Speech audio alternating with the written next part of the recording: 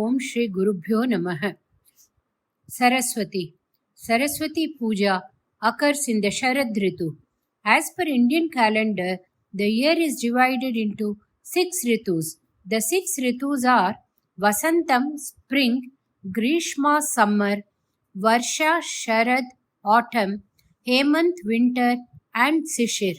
From the name of the Ritu Sharad, the festival occurring in that period for a period of 9 nights is known as Sharada Navaratri, and the goddess is also referred as Sharada. Of course, in Mantra Shastra, for the name Sharada, other meanings are also given. There are many Brahmins in Kashmir known by the collective name of Pandit.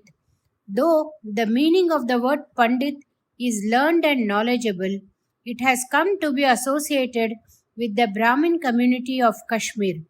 Motilal Nehru and Jawaharlal Nehru thus belong to the Pandits. The reason for there being many learned Brahmins of renown in Kashmir is that in that part of the country, Saraswati Aradhana or devotion to Saraswati, the goddess of learning, was much prevalent. There was a Sharada Peetham in Kashmir as a place of honor to the learned. Any great scholar of the past from all over India used to consider it a great recognition of his or her erudition to be accepted at the Sharada Peetham. In Tamil Nadu too, the Kanchipuram area in Tondai Mandalam was also known by the name of Kashmirat Mandalam. In north there is Krishna's Mathura, and in south there is Meenakshi's Madurai. There is Gokarnam in Uttar Pradesh in the north, as well as in the south, West Kannada district. In the middle countries, there is Patliputram, and in south it is Tirupadiripuliyur. As there is Kashi in the north, there is Tenkashi in Tirunelveli. Like that, Kanchipuram area is southern Kashmir. Mukar claims that this area of Kanchipuram has Saraswati's special anugraham. Before receiving Kamakshi's grace, Mukar was dumb.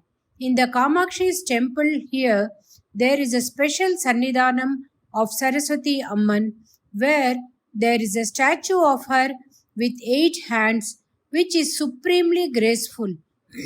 In Kanchipuram, Shankaracharya ascended the Sarvagna Peetham by displaying his excellence in all arts, sciences and crafts. He established the Kamakoti Peetham here and named it as Sharada Matham. These are the special connections between Saraswati Devi and Kanchipuram area. From olden times, Kanchipuram was a place of higher learning. There were many colleges known as Gatika Sthanam here, as in Nalanda and Dakshashila in the north. Actually, these places were more like universities. Near Tiruvallam, a stone carving was found in which it was written Katigai Iravar, thereby to mean that the students were 7,000 in number. In the Shimoga district, in a place known as Shikarpur, in the Pranaveshwara Swami temple, a stone carving was found. It says that Mayuravarman with his guru Veera Sharma studied in Kanchi Gatikai. Near Arakonam in Velur was found a Sanskrit stone tablet. It contained the information that the Raja Simha Pallava built the now world famous Kailasanatha temple in Kanchipuram. Before this information, it is also recorded that he re-established the old Gatikai there. Appar Swamigal also says in Tevaram, Kalviyil Karai Illada Kanchi, to mean in education, Kanchipuram had no limits or no blemishes. Muka Panchashati, there is one shlokam that assumes Kamakshi to be Saraswati. It starts with the word Vimala Pati, that she is wearing a spotless white sari. The whole of Kashmir is covered by the white snow that the countryside seems covered by Saraswati. This is what happens in the Sharad Ritu to the whole country too. When the Sharad Chandra, the full moon, is resplendent, this is the period between mid October to mid December, when the entire Earth's surface is covered by a white transparency of the moon at night.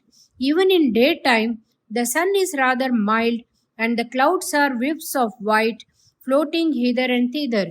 The true knowledge blessed by Saraswati will be white, pure and pleasant. Other type of education will give greater aspiration, thirst and greed. True knowledge will give satisfaction, peace and contentment. When I think of this period of 2 months of Sharad Ritu and its effect on people's mind, I am reminded of a related effect of the atmosphere on minds, that is, the effect of the outer on inner and vice versa. When the mornings are pleasant, our minds too get some inspiration. If the weather is heavy, cloudy, and drizzling, it has an adverse dampening effect on our minds. Early in the morning and the time nearing the sunset are therefore wonderful, appropriate time for meditation. Sandhya, thus that is mornings and evenings, is the time of day in touch with the night, outer in touch with the inner, when they can coalesce into unity. When are individuals in peace with the environment, minds in touch with the supermind, consciousness in contact with superconsciousness in a whole year? Such a period is the Sharad Ritu, between mid October and mid December. There is moderate heat and cold. Rains have stopped everywhere. During this period, the average temperature all over the country is between 75 and 85 degrees Celsius. As Jnana brings in a sense of balance, of oneness in all the variations and variety, the weather brings in a sense of parity in the whole nation. This is the time of Navaratri festival in the south, known as Dashera in the north. This is also the time of Saraswati Puja. She is the goddess of knowledge, awareness of Jnana. All the people should be aware of this essential aspect. Japamala and palm leaf are indicators of awareness and knowledge. You will see these two things in the hands of the two embodiments of Supreme Jnana, Saraswati and Dakshinamurti. Palm leaf is indicative of Vidya. Vidya is not to be misconstrued as simply education. If we relate to the education our children receive at the schools, we have to draw a line between Vidya and education. In the earlier times, all education was finally aimed at obtaining the knowledge to take us closer to the divine principle. Tiruvalluvar asked this very important question as to what is the use of such education which does not inculcate devotion to God. கற்றதனால் ஆய பயன் என்கோல் வாளறிவன் நத்தாள் தோழா அர் எனின். Education should enable one to get rid of all pride to be replaced by adoring love of God. All education of all sorts of arts, sciences and crafts were aimed at this supreme noble lakshya. Pride is ahankaram, which can arise out of wealth, position, power, possessions, and idiocy. But the worst of pride is the feeling that I am well read. That is why our grand old ancestors coined the phrase Vidya Vinaya Sampanne. Higher the level of knowledge, greater will be and should be the humbleness and humility. Nowadays, all education seems to be only for getting employed for making more money, earn more by hook or crook, learn all arts and sciences and applied knowledge with the purpose of outsmarting others, make more, sell more, pay less tax, avoid tax, find a need and fill it, was the catchphrase of marketing. Now it seems to be if there is no need for your product, create one. World is banking on creating a sense of deprivation and want in people's minds. If this is the effect of modern education, I, who am supposed to be the propagator of Jnana, may be forced to say Agyanam Moksha Sadhanam, as in other words, ignorance is bliss. It is better to be without being literate. We may as well be like the unread tribals and Adivasis, it seems, with a blind belief in God as the only asset. But the point I'm making is for you to understand that all education in this country was based on learning so that the knowledge so acquired may be applied in a morally appropriate manner, that is dharma, thereby earn artha so as to satisfy your needs and desires, that is kama, so as to transcend the desires, that is moksha. All this was so beautifully evolved for the societies and individuals' needs to be met, for the eventual task of overcoming ego and ahankara. Even now, by new and newer vidya and technology, one can do much for the common man's benefit and the country's and world's welfare. Even through science, one can attain to prescience. Even through atomic energy, we can arrive at Advaita. Instead of running endlessly after self gratification, we can suitably adopt and adapt the noble principles of our ancestors. Not all their methods and knowledge and principles are to be thrown overboard. There is much to learn from them still and convey it to the world through personal example. This is the most important case for not adopting Western way of life and attitudes wholesale.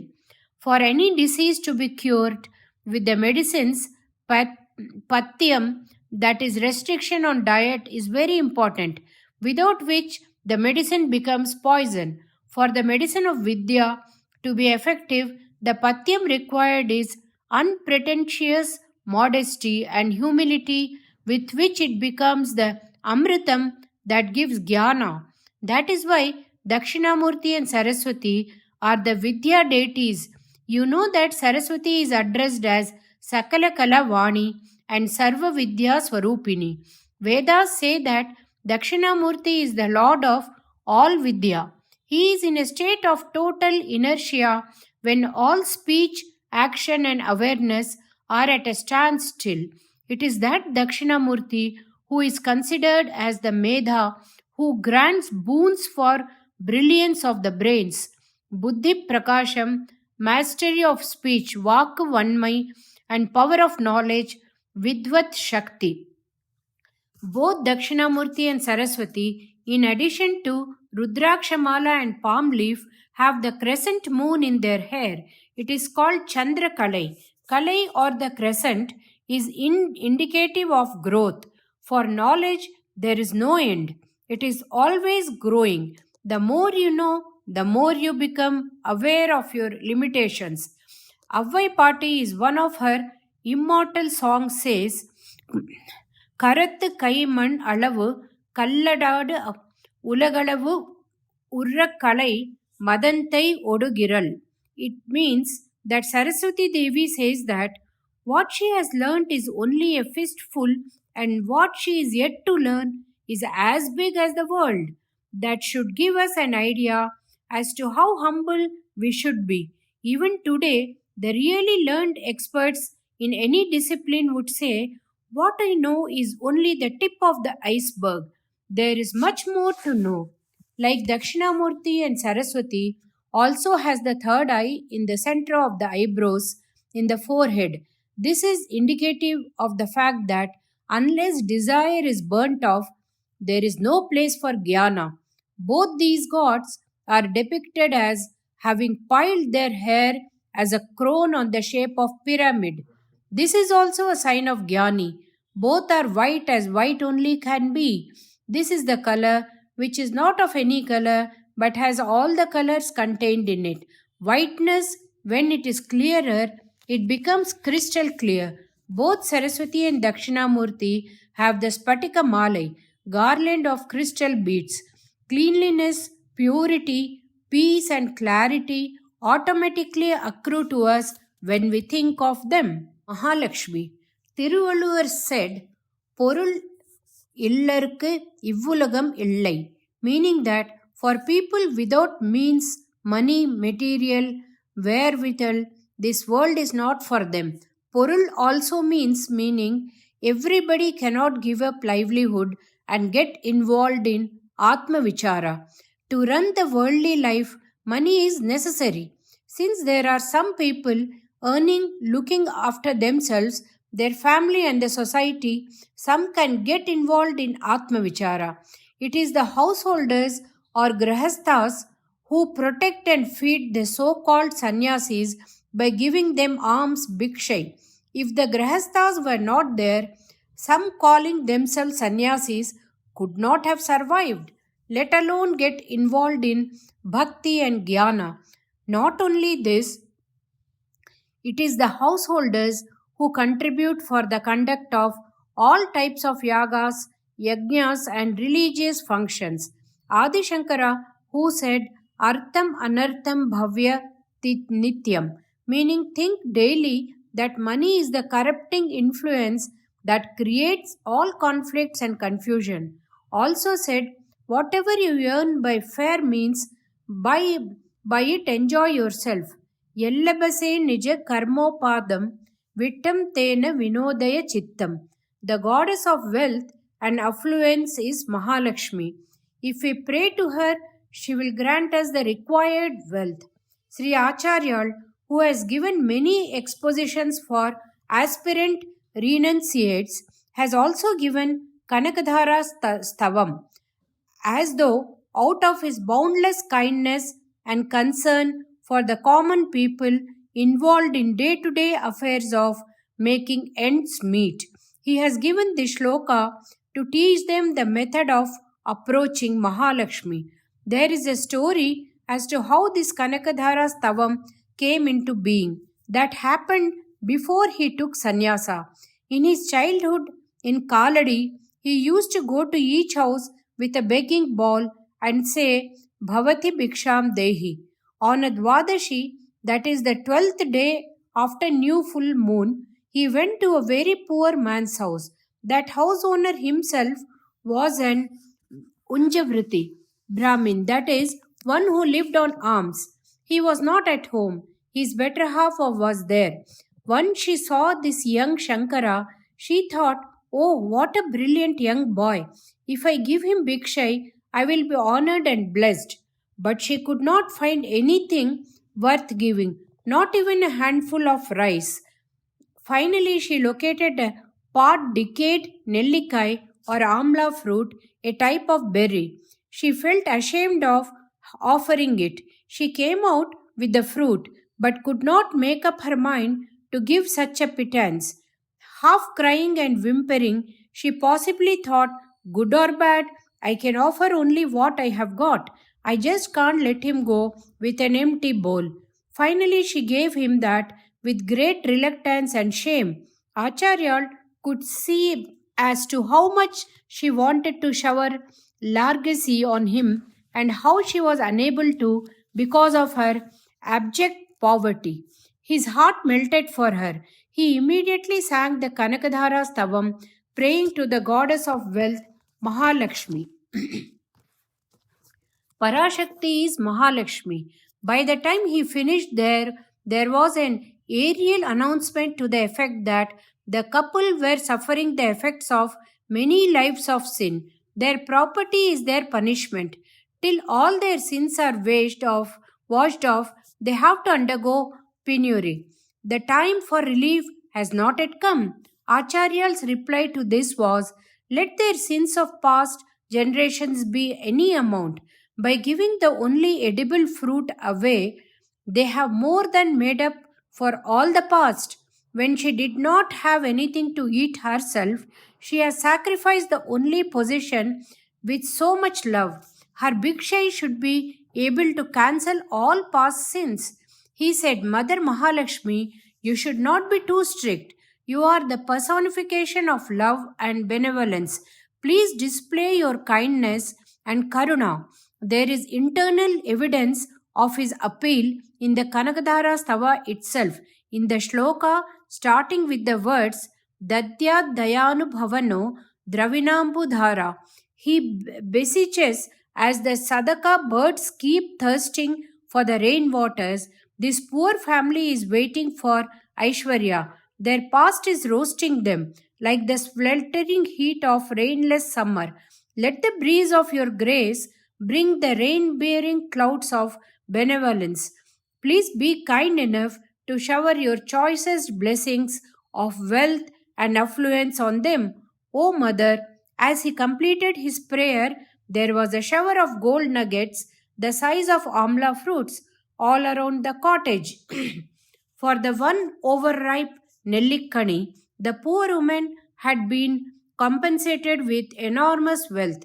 That is why the song is known as Kanakadhara Stavam. Kanakadhara means shower of gold. Stavam means stuti or shloka.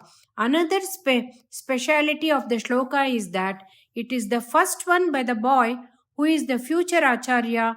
It has in it Shankaracharya's love, that Brahmin lady's love, and Mahalakshmi's blessings. Anybody who chants it will be blessed with cancellation of past sins and money enough to live a very comfortable life without wants.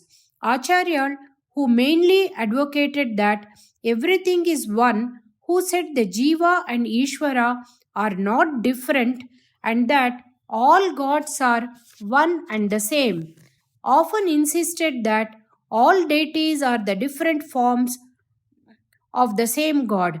There is such a shlokam in this tavam under consideration. It starts with the word Kirdeva Deti.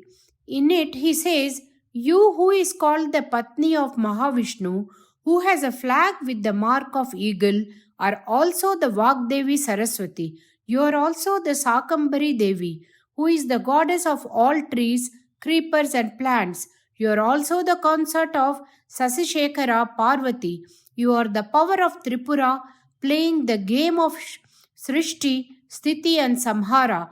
Parashakti Kamakshi also caused a shower of gold in Kanchi Mandala, thereby indicating her non differentiation with Mahalakshmi. We will cover that episode shortly later. Om Shri Mahaperiva Sharanam.